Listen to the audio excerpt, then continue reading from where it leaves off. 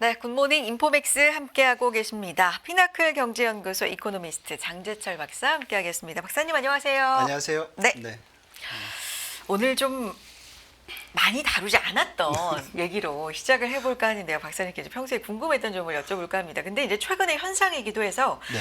최근에 이제 달러트리, 달러 제너럴 그러니까 일명 미국의 대표 1달러 샵 좀 저가 네네. 물품을 네. 파는 이제 업체죠. 저가 소매 업체인데 이 업체들의 실적이 잘 나왔습니다. 네. 근데 보면은 실적이 왜 잘 나왔냐? 중산층도 고소득층도 간다. 뭐 이런 분석이 이제 나오더라고요. 미국에 무슨 일이 일어나고 있는 겁니까? 좀 변화가 있는 거예요? 예, 아무래도 저 달러 트리라든지 달러 제너럴 저가 미국에서 공부할 때는 없었던 회사들이에요. 그리고 우리나라랑 비교하면 다이소랑 이제 비슷한 거죠. 달러 추리 같은 건 1달러 미만, 달러 제너럴은 1에서 5달러 정도. 그다음에 또 5 빌로라 그래서 5달러 미만의 또 그런 저가 샵들이 있어요. 근데 여기에서 매출이 늘어난다는 것은 어떻게 보면 두 가지로 볼 수 있는 것 같아요. 첫 번째로는 경기가 어려우니까 아무래도 저가의 합리적인 소비를 좀 할 필요가 있는 그런 상황이 이제 전개되는 거고요. 그리고 특히 이제 불확실성이 커지잖아요. 그러면 불확실성이 커지면은 아무래도 저축을 늘려야 되고 소비 규모를 줄여야 되는 거잖아요. 그래서 그 영향이 있을 거고 두 번째로는 미국 내에서도 청소년들 계층, 청소년층 위주로 뭐라 그럴까요? 그러니까 합리적 소비, 그러니까 가성비 있는 소비를 하는 패턴 이런 게 이제 확산이 되고 있고 최근에는 이게 이제 말씀하신 것처럼 저소득층에서 중산층, 그러니까 뭐 소득 10만 불. 이 정도 소득층도 이제 뭐 이런 저가 할인샵들을 많이 가는 그런 추세가 있다는 거죠. 그래서 미국 경기 아직까지 탄탄하다고 보잖아요. 뭐 여러 가지 지표상으로는 물론 그렇죠. 1분기 역성장을 했지만은 네. 고용 시장도 아직도 탄탄하다고 하지만은 전반적인 분위기 자체는 소비 부분에서 여러 가지 불확실성들이 이러한 변화를 이끌어가는 게 아니냐 이렇게 보고요. 그리고 이런 저가 할인샵들에 대한 충성도가 되게 높대요. 그래서 한번 방문한 사람들이 계속 방문하게 되고 그래서 소비의 어떤 변화라고 볼 수 있는 것 같습니다. 뭐 다이소라고 표현해 주셨는데 사실 다이소 같은 경우도 굉장히 우리도 인기가 많고 뭐 여기는 저가만 판다라는 이미지가 아니라 화장품 같은 것도 뭐 가성비 이렇게 네. 우리도 그러고 있는 상황인데 미국하고도 약간은 다를 수 있지만 어쨌든 가성비 소비가 좀 늘고 있고 그렇죠. 네 그리고 경기적으로는 불확실성 또 어려움이 좀 있을 수 있다 뭐 이런 분석이신데 좀 연관된 얘기로 우리가 잘 아는 미국의 식품 기업이기도 하죠. 캠벨 스프로 상당히 많이 좀 알려져 있는데 이 캠벨 스프 판매도 모든 소득 계층에서 늘었다고 하더라고요. 이것도 좀 비슷한 맥락이에요. 예, 아무래도 이렇게 식자재잖아요. 네. 어떻게 보면은 이런 것들이 많이 팔리게 되고 매출이 늘어난다는 얘기는 어떻게 보면 미국 가게가 외식을 줄이고 집에서 이제 뭐라 그럴까 만들어서 많이 먹는다는 거잖아요. 집밥을 먹는다. 집밥을 많이 먹는다. 그래서 이런 건 지표로도 많이 나타나고 있어요. 그렇지만은 기본적으로 이렇게 이제 집에서 보면은 뭐 식료품 부분에서 매출이 6% 늘어나는데 그 중에서 육수 판매는 한 15% 정도 늘어났다. 그래서 이런 식재료들이 이제 많이 팔리고 있고 그리고 이러한 소비가 아마 팬데믹 이후에 최고라고 그래요. 그리고 반대 현상은 뭐냐면 맥도날드라든지 과자, 간식 이런 부분에 대해서는 또 소비가 줄고 있는 그런 상황이라고 볼 수 있어요. 그래서 슬라이드를 좀 보시면은요. 네. 저 슬라이드를 보시면은 이게 미국 소비자 물가를 이제 외식 물가와 집값 물가 같이 비교했는데 이 이제 좀 주황색 부분, 주황색 선이 외식 물가예요. 보면 지수 자체도 높잖아요. 그렇죠? 이게 이제 평균적인 미국 소비자 물가가 파란색이라고 보면 외식 물가가 지수 자체도 높고 올해 들어서 오른쪽 그림을 보시면은 외식 물가의 상승률이 올라가고 있어요.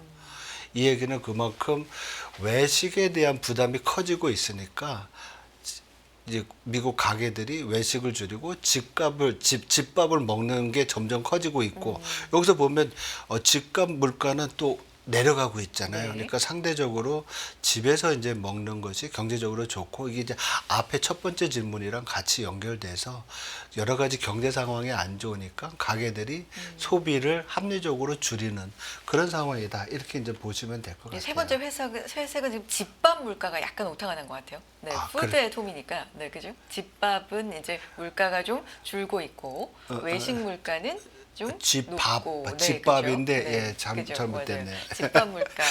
그래서 네. 보면 사실 이게 왜냐면 맥도날드도 같이 높아지면 이게 경기 때문이구나 하는데 캠벨은 팔리고 맥도날드는 또 좀 줄었다고 하니까 이게 단순히 경기 때문이 아니라 약간 엔데믹 이후에 문화가 변하고 있다. 뭐 CEO도 캠벨 CEO도 그렇게 좀 얘기를 한 것 같더라고요. 근데 이렇게 네. 외식 부분에 대한 소비 지출이 줄게 되면 아무래도 경제 파생 효과라는 게 있잖아요.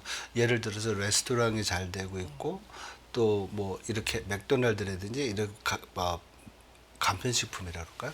이런 것들이 잘 되면 그쪽에서 고용이 일어나고 또 그쪽에 투자가 일어나는데 이런 부분이 위축이 될 수 있잖아요.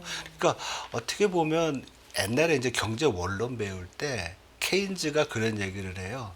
저축의 역설이라고. 저축의 역설. 예, 뭐냐면 경기가 이제 미래가 불확실하니까 네. 저축을 많이 하잖아요. 돈 안 쓰고 그렇죠. 모으는 거예요. 저축을 많이 하면 소비가 네. 줄잖아요. 그러면 소비가 줄게 되면 소비재를 파는 기업들은 어려워지잖아요. 그 고용을 줄이니까 다시 돌아서 가게가 어려워지는 거예요. 그러니까 미래 불확실성이나 경기가 안 좋다고 좀 저축을 많이 늘리니까 반대로 경기가 더 나빠지는 그런 상황이 되는 거죠. 그래서 돈이 안 도는 그렇죠. 거네요. 그래서 저축의 역설이라고 해서 그게 아마도 이제 케인즈가 얘기하는 수요를 늘려서 경제를 성장하게 하자. 그거에 어떤 기본이 되는 내용이기는 하지만은 이런 것들이 좀 영향을 미치는 거죠. 그래서 집값을 통해서 개인 가게는 합리적인 소비를 하지만 매크로 전체로 놓고 보면은 어쩌면은 경기의 어떤 둔화를 좀 더 가속화시킬 수 있는 그런 부분도 좀 있다 이렇게 볼 수 있을 것 같아요. 박사님 다음 슬라이드에 이제 한국 소비자 물가지수 추이도 미국은 이제 그랬고 특히나 먹는 거 중심으로 이제 봤다면 네. 우리는 어떨까요? 어떤 부분 좀 보고 우리도 있어요? 네. 보면은 전반적인 물가 수준은 낮은데 생활 물가가 되게 높아요. 아니 그러니까요. 이제 물가 이제 발표되잖아요. 그런 거 네, 보면 안정되고 있다. 숫자로는 그렇거든요. 근데 사실 체감이라고 말씀해 주셨는데 네, 네, 네. 전혀 잘 모르겠는 게 현실이긴 해요. 네, 이게 네. 왜 이렇게 차이가 나는 걸까요? 그러니까 이제 소비자 물가 하면은 뭐 지금 전체 소비자 우리 베스킷이라고 그래가지고 상품 소비와 서비스 소비 등 450개가 좀 넘나 그런 아이템들이 다 들어가 있어요. 그거에 대한 가중 평균이 이제 전체 우리 소비자 물가고 생활 물가는 그 중에서 우리가 제일 많이 쓰는 100여 개의 물가들을 집중적으로 이제 조합을 해가지고 만든 물가예요. 그러니까 우리가 많이 쓰는 물가가 어떻게 보면 물가 상승률이 높거나 수준이 높은 거죠. 여기서 그림에서 보시다시피 생활 물가 지수가 회색으로 돼 있거든요. 네. 지수로만 보더라도 5월 현재 119예요. 근데 근원 CPI라든지 아니면 총지수 116, 113보다 높잖아요. 레벨 자체도 높은 거예요. 그러니까 네. 우리가 많이 쓰는 상품의 물가 수준 자체가 높고요. 그리고 물가 상승률로 보더라도 오른쪽 그림에서 보면 평균적인 전체 총지수는 5월달에 1.9%인데 생활 물가 지수는 2.3%로 상승률도 높아요. 그러니까 물가 상승률이 좀 둔화된다고 하더라도 둔화의 폭이 전체 평균보다는 높고 레벨 자체도 높으니까 우리가 많이 쓰는 물건에 대한 가격 부담이 아직도 여전하다는 거죠. 지금 박사님께서 갖고 와주신 보면 총지수, 근원 CPI, 생활물가지수 보면 2019년, 20년만 해도 뭐 근원 CPI나 생활물가지수가 다 이렇게 비슷한 레벨 때 뭉쳐져 있었는데 이게 팬데믹 이후에 이제 갈라져서 생활물가가 훨씬 더 좀 높게 유지가 되고 있는 것 같아요. 예, 그런 부분에 네. 대해서는 아무래도 이제 제가 볼 때는 팬데믹 이후에 소비의 패턴이 변하고 또 구조적인 변화가 좀 있었던 부분도 있고요. 그 다음에 공급망 차질이 생기면서 생활 물가 부분에 직접적으로 영향을 끼치는 뭐 음식이라든지 이런 부분들이 이제 많이 최근에는 또 신선식품에 대한 변동성이 엄청 커졌어요. 근데 신선식품들을 우리가 많이 먹는 아이템에 들어가잖아요. 그래서 5월 달에 물가 상승률이 여기서 본 것처럼 1.9%로 전년 동월 대비 낮지만은 이 부분에서는 신선 상품의 가격들이 많이 내려온 게 기여를 했어요. 그렇지만은 그 이전 기간에서는 그것들이 이제 시차를 두고 그 이전에 영향을 줬던 부분들이 이렇게 좀 생활 물가를 높여주는 그런 현상을 보았다고 할 수가 있죠. 네. 미국, 우리나라, 그러니까 미국도 정리해 보면 뭐 달러트리, 달러 제너럴 같은 할인점, 조금 저가를 파는 그런 업체들, 소매 업체들에도 중산층 그리고 고소득층도 몰리고 있어서 실적이 좀 잘 나고 있고 집밥을 많이 먹는 현상이 또 나타나고 그렇죠. 있고 우리 같은 경우도 생활 물가가 상당히 좀 높게 물가 전반이 안정이 돼도 생활 물가는 좀 높게 유지가 되고 있다. 그러면 이 기업들이 관세 부분에서 실제로 가격이 지금 타격을 영향을 받고 있다라고 해석이 가능한 부분일까요, 박사님? 그렇지는 않은 것 같아요. 그건 아니에요. 우리나라는 이제 관세 영향은 별로 이제 없는 상황이잖아요. 근데 미국 같은 경우에는 이 지난 4월 달 물가를 보면은 물가 상승률이 그렇게 높지가 않았어요. 생각보다 2.3% 소비자 물가 같은 경우에는 미국 자료가 있을 것 같은데 지금 아마 화면으로 띄워주실 거예요. 네. 그 미국- 슬라이드 9번을 네. 보시면은 물가 상승률을 보면 2.3%잖아요. 네. 전월 대비 0.2% 그리고 코어 인플레이션, 식품과 에너지를 뺀 거, 휘발유 같은 걸 뺀 거는 2.8%, 0.2%. 그래서 지난달과 이렇게 보면 막대 그래프 자체의 변화가 크게 없잖아요. 그렇죠? 3월, 4월 달, 2월 달부터 상호 관세 얘기 나왔고 물론 유예되고 막 이러지만 일부 품목에 대해서는 자동차 같은 경우 관세 부과되고 있는데도 불구하고 물가 상승률이 이렇게 높지가 않아요. 그래서 적어도 4월 달까지는 없고 5월 달에 지금 이렇게 서베이를 많이 하잖아요. 보면은 일부 차종에 대해서 물가가 좀 올라가지 않을까 차값 같은 경우에 이런 우려는 있지만은 전반적인 어떤 관세로 인한 물가가 아직은 전가가 안 된 것 같아요. 뭐 가장 큰 이유는 그거겠죠. 우리가 프론트 로딩이라는 얘기 많이 했잖아요. 관세 올라가기 전에 먼저 수입해 놨던 것들을 지금 풀어놓는 상황인데 이 재고가 줄게 되면 이제 올라가겠죠. 그래서 지금 앞에서도 약간 얘기 나왔었던 것 같은데 아마 6월, 7월 달, 5월 달 지나고 6월, 7월 달이 되면 미국에서 이러한 관세로 인한 소비자 물가 상승세가 높아질 것으로 보고 있고요. 여기서 보는 것처럼 지금 근원 물가가 좀 중요해요. 근원 물가는 뭐냐면 변동성이 많은 식품과 에너지를 제외한 어떻게 보면 물가의 축이 되는 물가, 그 물가 지수거든요. 이게 지금 2.8% 후반인데 아마 3분기 정도 되면 3%가 넘을 거로 봐요. 관세 효과가 이제 들어온다는 거죠. 그래서 지금 기업들을 조사한 것들을 보면은 네. 뭐 월마트 같은 경우에는 일부 품목은 지금 뭐 장난감이나 뭐 이런 거에 40% 이상 올랐다고 해요. 그렇지만은 전반적인 물가 상승은 이제 6월 달부터 티켓에다가 이제 가격표를 올린다는 얘기를 했고요. 타겟과 베스트바이 중국에서 이제 많이 전자제품 수입하는 업체들이거든요. 여기도 보면은 7월달, 6월달 이때부터 이제 되고 프록텐 건블 우리가 뭐 가정에서 많이 쓰는 치약이라든지 뭐 세제 이런 거 만드는 회사잖아요. 여기도 7월달부터 소비자들 가격에 좀 전가시킬 예정이다. 그래서 지금 사실은 미국 물가가 소비자 물가 기준으로 총지수는 2%대 초반이지만은 이것이 근원 물가, 중요한 물가의 어떤 근간이 되는 그 물가 상승률로 보면 3분기 되면 이게 3%를 넘어가고 4분기 때도 2%대 후반 아니면 3% 초반까지 가지 않겠느냐. 이런 점이 사실 연준으로 하여금 많이 고민되게 하는 부분이라고 할 수 있죠. 왜냐하면 뭐 트럼프 대통령은 뭐 1%포인트 정도 금리 내리라고 하는데 인플레이션 자체로만 놓고 보면 트럼프의 관세로 인해서 물가 압력이 앞으로 더 높아질 수 있는 그런 부분이 있어서 연준이 고민이 큰 거죠.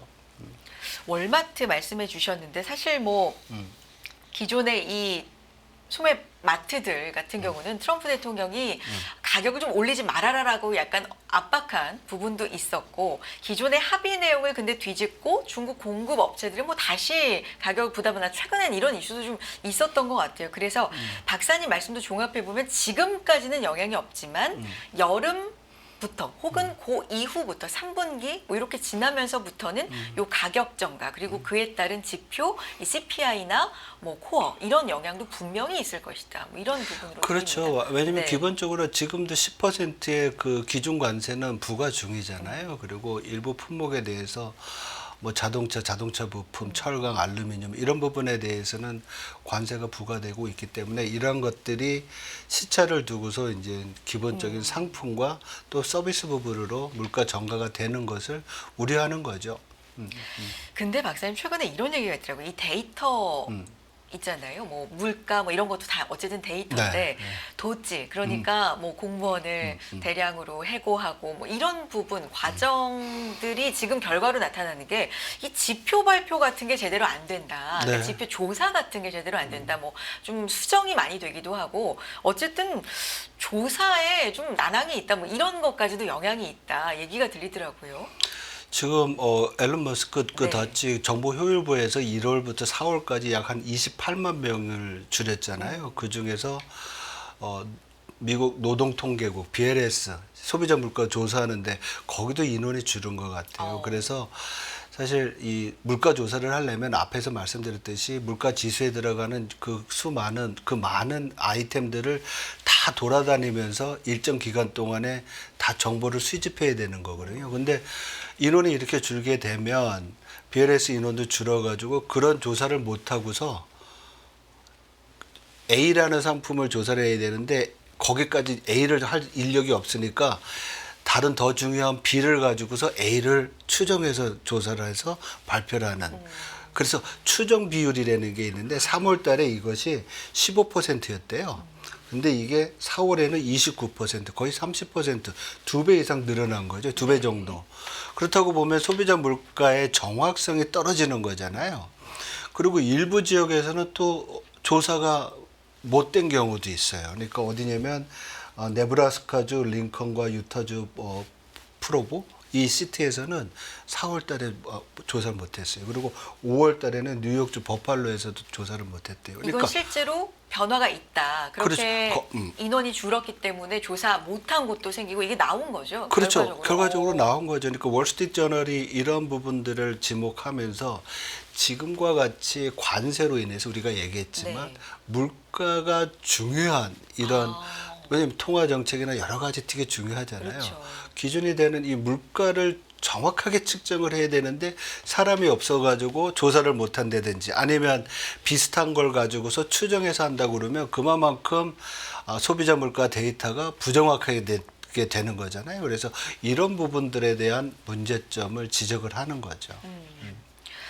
지금 잠깐 말씀해 주셨지만 요 CPI 데이터, 뭐 CPI 데이터뿐만이 아니겠지만 어쨌든 대표적으로 물가 같은 경우는 뭐 금리에도 영향을 미칠 것이고 왜냐하면 계속해서 연준도 데이터 디펜던트 얘기하는데 이 그렇죠. 데이터 자체가 좀 부정확하다라는 인식이 있으면 그것도 좀 신뢰에 영향이 있을 것 같기도 하고 뭐 임금 결정이라든지 그렇죠. 여러 가지 기준이 되지 않습니까? 제가 볼 때 네. 제일 중요한 건 통화 정책이죠. 그래서 통화 정책에서 우리가 지금 전월 대비 0.2%다. 그러면 중요한 게 그 크기도 있지만은 시장들이 여태까지 물가 자료를 가지고서 이번 달에는 0.3% 정도 올라갈 거라고 생각했던 거라서 시장 기대 차이를 가지고서 시장들이 영향을 받잖아요.